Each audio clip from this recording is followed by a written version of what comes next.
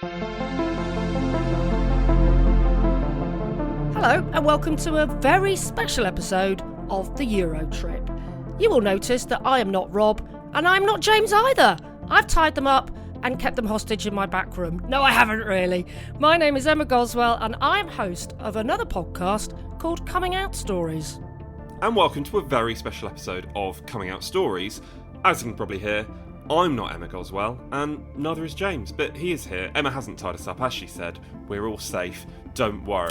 But we're here today to tell you all about our wonderful podcasts. Yes, in the spirit of collaboration and sharing and caring that we hope 2021 is going to be all about, we thought, why not big up another podcast that we think that you would really like? Because we got a feeling that people that enjoy coming out stories will probably really enjoy the Euro Trip. Now, that's not to say that all LGBT people love Eurovision, but I think there's a fairly high percentage. I've worked with a lot of gay men in my life who are absolutely obsessed with it. I've enjoyed it, not so much as their level, really. But the boys you're about to meet have taken Eurovision loving to a whole new level. Boys, tell us a little bit about your podcast. Yeah, it's wonderful to have you along, Emma. I think on our podcast, we just, like you say, we absolutely love the Eurovision Song Contest. We try every single week, once a week, maybe twice or three times a week as well, if we're feeling a little bit adventurous, try to take people closer to the contest that we all know and love. We chat to some of the artists, we chat to some people who are writing the headlines, and we just have an absolutely thrilling time when we do it. And you've had some big names on as well, haven't you? Yeah, we've got, this is the most exciting guest we've ever had on the podcast, which for Eurovision geeks, this is very exciting. We've had the man on the Eurovision night itself who says, yes, the points are ready. Like, yes, we're ready to go. Like, that is the biggest name you could possibly get. He's got a great job title. He is the executive supervisor of the Eurovision Song Contest. I mean, what a job title. And has he always had that job? I mean, how long has he been doing it for? I mean, Eurovision going on for donkey's years, hasn't it? How long? Well, this is his first year doing the job, and he gave his first interview to us, which was very exciting. But yeah, Eurovision been going on since 1956, and safe to say that the parties have changed over the years. Emma, I know that you have got plenty of Eurovision party stories from over the years. Do you know what? Because, as I said, I tend to have worked with a lot of gay men who are Eurovision obsessed, shall we say. Sam and I have both got a mutual friend called Euro Dave who actually works for the European Broadcasting Company, who actually put together Eurovision, which is a dream job for someone that whose nickname is just Euro Dave. And we've been round to his house many a time in Eurovision back in the days when he actually lived in Manchester. And it was all highly organised. I mean, he had to dress as a country. You had to take food from a certain country. He gave us all out score sheets. It was super, super organised. But I think you can always remember where you are when you actually bothered to have a Eurovision party, can't you? So I can remember exactly what was happening when Conchita won, which I think was one of the best Eurovisions that I ever watched. So on a rare occasion, I was granted permission to look after a child, and I had my godson with me, and I just basically made him sit down and watch Eurovision, and he absolutely loved it. We got so involved, we were so behind Conchita winning, we actually did the thing where we actually rang up and voted. So I like to think that I'm a good sort of gay auntie, in that I've instilled in him a love of something a little bit camp and a little bit different and a little bit, increasing his tolerance and his upbringing, basically. Basically, what you're saying there is Eurovision and Eurovision parties in general are a bit of a public service. That's what you're saying. I think I am, basically, yeah. I mean, they kind of help people to come out, probably, don't they? They probably help people to, accept their own sexuality. Is there anything more camp and more fabulous and outrageously gay on the television, apart from RuPaul's Drag Race, possibly? I mean, it's hard to say, isn't it? I think so. I don't know about you, James, but I've seen so many people, especially on social media, who have said, this is the point at which I think I realised I was gay. And it's normally about a minute and a half into, I don't know, Grease 2004 or something like that. Well, that's the thing, isn't it? So many of the Eurovision fans do identify as LGBT, and it's fantastic, as we say, to be teaming up with Emma from Coming Out Stories. A lot of people will be interested in the stories that people bring onto your podcast and tell such personal stories, Emma. Yeah, and do you know what? It never ceases to amaze me that people want to bare their souls, as it were, and really, really want to tell their stories. And quite often they'll be relating quite painful things that have happened to them. But they want to get the stories out there. So, for example, in the next series, I've got an interview with an Asian drag queen from Manchester called Val, who was actually made homeless through coming out as gay, was found out to be gay, thrown out the family home, lived with the grandparents for a while, then the mother told the grandparents that he was gay, ended up on the streets and ended up having to be helped by the Albert Kennedy Trust, which is a fantastic charity helping young LGBT people at risk of homelessness or who actually are homeless, as in his case.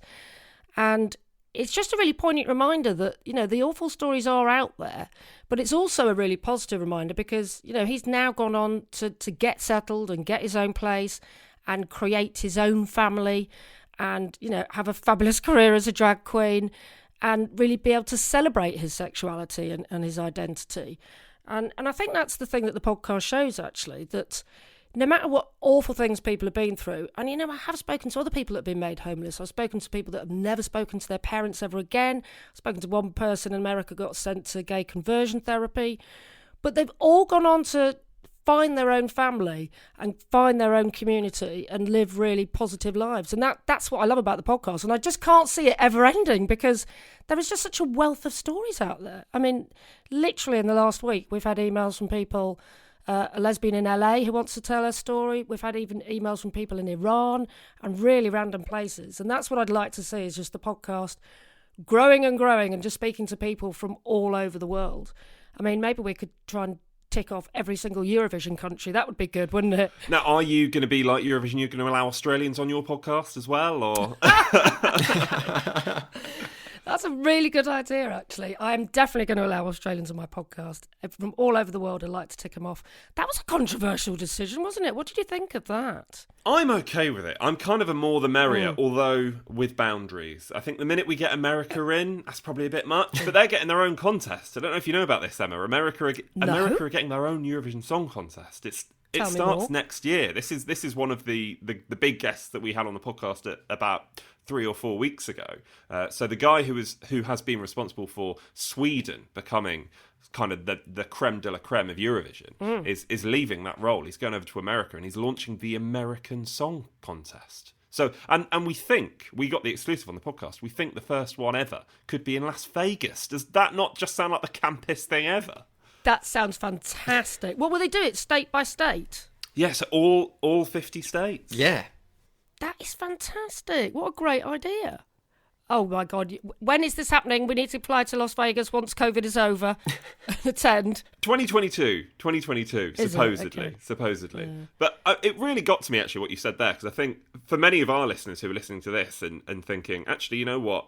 The example you gave there about Val was quite an extreme example, but it's not unusual. And I think all of the stories that you tell in your podcast are going to be relatable to some extent for such a large proportion of our listenership. Yeah, 100%. And the other thing is that I don't want to be preaching to the converted. I want people, you know, who are parents or carers or maybe have someone in their family that's LGBT and don't really understand their journey and what they've been through. Because I think people sort of underestimate it, the sort of turmoil that people go through, and they just think, oh yeah, we've got gay pride every year and people are allowed to get married if they're in same-sex relationships now. It's all hunky-dory. And actually there's still a lot of turmoil and a lot of problems going on within our own country, not least Europe or other places in the world. America, it seems to be the worst in terms of the religious and the bigotry that goes on, especially for trans people. So yeah, I mean, I'm hoping that your listeners will really relate to it and hopefully learn something as well. And what struck me was quite interesting is every time I do a podcast, kind of the first question I ask people is, so, you know, because before you come out, you've got to have a self-realisation. When did you first realise that you were gay or you questioned your gender identity, whatever it was? So I think I should ask you guys, because hilariously, you are the first straight people on coming out stories. So I think we should turn it on its head and I should ask you both when you first realised you were straight. Because straight people never get asked it. Why not? What an honour, by the way, to be the first straight people on coming out stories. Yes. Although many of your listeners may be listening and thinking, so hold on, let me get this straight. You're two men who love the Eurovision Song Contest and you're both straight and you both do a podcast about it. But it's all true. They're not going to believe it. They're really not going to believe believe it. James, you can take this one first. Go on. I know, I feel like we're infiltrating. Are your listeners not going to get a bit annoyed that you've got straight people on your podcast? Well, possibly, but we're very inclusive here at Coming Out Stories, so it's good to talk to all members of society. So we will let you on this very special occasion. No, it is funny though, isn't it? Because I think a lot of people have this expectation that you've got to come out as gay, but you don't have to come out as straight. And it's just that, it's people expect you to be straight, and if you're not, you have to go through that process of telling people you're not. So do you get that from any of your interviews where people don't feel like they have to come out as gay? Yeah, have had a few people just say that, just like, it's no one's business, why am I going to come out as gay? It's just not a big issue, really. I had a guy on that actually just said, I just went home one day and said, Mum, Dad, this is my boyfriend, I'm just going upstairs to get changed, then we're going to the Trafford Centre. It was just not a big deal. It was just, why do I have to have this big moment? I don't want to have this big moment. It's just, it's as interesting as the fact that I've got blue eyes or I like capers. Do you know what I mean? It's just another part of my life. So, and a lot of LGBT people do get very annoyed about the whole thing. Why do we have to come out? Why is it such a drama? Why does it have to be such a drama? Why don't straight people have to do it? Which is why I wanted to ask you the question. Is it anything you ever thought about and thought, oh my God, I'm attracted to that girl? Can you remember the moment? Well, incidentally, I think James did an excellent job of getting away from telling you that story. Yeah. How we managed to get out of that. You're like a politician, James. I was going to say, I'll go first then. Mine, I've got to bring it back to Eurovision, obviously. Yeah. It's not often that people watch Eurovision and think, yes, I'm straight. I don't think that happens very often. But I think I'm trying to think what her name was now. She represented Norway in 2006, and it was that classic Scandinavian, beautiful blonde hair. I think I was about 13 at the time, and I was like, this is for me. That sort of thing. There's been many occasions on the podcast where Rob has told me that Norway 2006 is one of his favourite entries ever, and I've never questioned why, but it's not to do with the song whatsoever, is it? No, he just totally fancied Miss Norway, whoever she was. Charlotte Gulbrandsen, I think, if you want to Google her. Well, you should know. This is your first crush, Phil. You should know this. Go on, James. It's time for you to put yourself out there. I don't think I have a story. I'm going to be one of those storytellers on your podcast where they say, I don't have a story to tell. I just don't feel like I need to tell the story. And it's just one of these natural things. Yeah, it's easy, isn't it? It's so easy being straight. Oh, yeah, you just sort of go on with it, don't you, really? You don't have to question it or do it. It's just interesting to analyse, I think. No, you're so right. Why should people in the LGBT community have to make a statement? I mean, obviously, many may feel they want to, but why should they have to when, as you've said and as James has said, being straight, it's not something you ever think about. Yeah, I think people should do it more often, actually, have a big moment with their parents and sit down and go, Mum, Dad, I've got something to tell you. I'm straight. Have a big party. I might try it even now. As a 28-year-old, I've had a girlfriend that I've been with for the last 7 years, but I like to think that we did think that you might be. Emma, also, while we've got you, I was taken aback by the fact that not only have you found time to do this podcast, there is also a book. Well, yes, taken time. It's been in production for about 2 years. But yes, Coming Out Stories, the book, is with us. And me and Sam, who produces the podcast, could not be prouder. So we were actually approached by Jessica Kingley Publishers, who were always wanting to do a book of coming out stories. Because if you look at the market, there's loads of celebrities telling their stories, like Gareth Thomas, Will Young, a lot of white men, actually, telling their stories. But there wasn't a book of just ordinary, run-of-the-mill LGBT people telling their experiences. And they realised that we'd already done all the homework for them, basically, and done all the interviewing. We'd been all around the world, essentially, and interviewed people. So it was a fantastic collaboration. And now it is out. It's been out since January. Coming Out Stories, edited by myself, Emma Goswell, and Sam Walker. And we've picked 27 of our favourite stories. And the really important thing for me, though, is that it is really diverse. So, within there, you've got a gender fluid gas fitter from Salford. You've also got a Latino guy who grew up in a rough area of LA.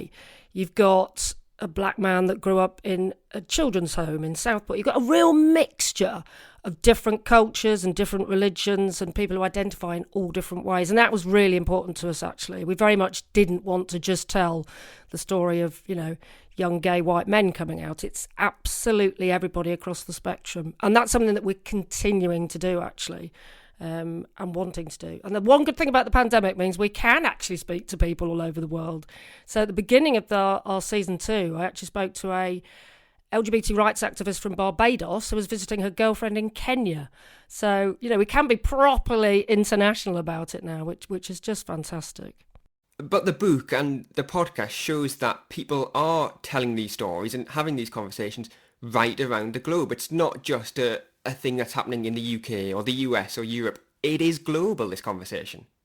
Oh, 100%. And what amazed me was when Stan went and looked at the statistics a while back and found that we were the number 1 podcast for sexuality and gender and relationships in Tajikistan. I had to look it up on the map. I don't know where it was. So, I'm the second most listened to in Costa Rica. And it's actually really interesting that countries where, you don't know anything about their gay scene or how, how tolerant or intolerant it is to live an LGBT life in those countries, they're listening. They're listening to the podcast because, they're interested in it and they probably identify as LGBT plus and want to find out more information about what's going on across the world. So it's just fascinating, and it's just something that I think I can imagine just doing for the rest of my life, because there's always people. Sometimes people say to me, "Oh, where do you find the people from?" It's like, you must be living under a rock to not have LGBT people all the way around you and just not realise it, I was going to say, if you want to rack up the air miles, our podcasts are really kind of where you need to go to. You've spoken to, as you say there, number 1 podcast for sexuality in Tajikistan. We've had listeners on from Azerbaijan and Australia and countries like that. And I don't know about you, but especially the best thing about the pandemic and being able to record kind of virtually is that you get an insight into people's living rooms, which is just my favourite part of the whole thing. I make an automatic judgment about whoever we're talking to on the podcast based on their living room. Like, I spoke to a backing singer for our podcast. She's been to Eurovision, and get this, she's been to Eurovision 16 times. Great. She has sung for the 2 different countries on the same night. So she was a backing singer for both Sweden and Azerbaijan in 2016, which just sounds thoroughly stressful. Rock and roll. Exactly. But when we caught up with her, she was in her grandma's cabin in like northern Sweden. It was just the most quaint scene. It was wonderful. I'm a very nosy person, so I'm 100% loving it, actually. I was contacted a few weeks ago by a really successful businesswoman originally from Mumbai, who then moved to New Zealand and has the most incredible but terrifying coming out story, which involves her mother threatening her with a knife. I mean, the whole thing is horrific. But she's gone on to be so successful. She runs businesses in New York, Mumbai and London. And I can tell she's very successful because her house in London looked absolutely fantastic. And I was just half the time going, oh, it looks a really nice house. Oh, she's got lovely flowers in the background. while listening to this most compelling, brilliant coming out story as well. So Emma, clearly there's going to be some new listeners coming over to Coming Out Stories from listening to you here on the Euro trip. So do you want to give people an idea about what some of the excellent and compelling stories that are coming up? Yeah, well, tomorrow we release the story of Claire, who has a fantastic but compelling coming out story. She knew that she was trans from a very, very young age, and then had to come out to her wife of many years and her daughter. So imagine coming out to a teenage daughter to tell them that you're actually trans and you identify as a woman, and yet she still calls her father. So that was a really, really interesting story. We've got a guy called Leighton, who's originally from Nigeria, who was so scared about the intolerance in that country, he didn't even go to his own father's funeral. We've got Kestrel, a queer trans woman, who only was outed when her brother found her estrogen prescription. So we've just got some incredible people. Oh, and I'm really excited about this. We've got a lady called Rianne, who is our first asexual. She describes herself as a pan-romantic asexual person. So really good to hear from her, because I felt quite ignorant and didn't really understand what asexuality was all about. So I've had a real education by speaking to her, actually. We've just got some really interesting people coming up. We've got Ray, who's a gay ghost hunter, coming up. Raga, who I spoke to you about, who's an Indian businesswoman. We've got a Polish arm wrestling champion.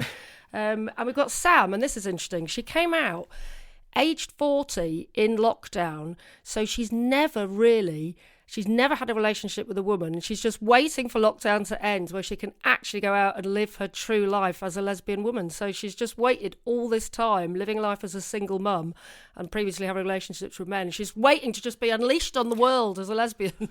I'm excited for Sam. I don't know about you. I can't wait. I kind of want that to be its own show where we just follow her and see what she gets up to.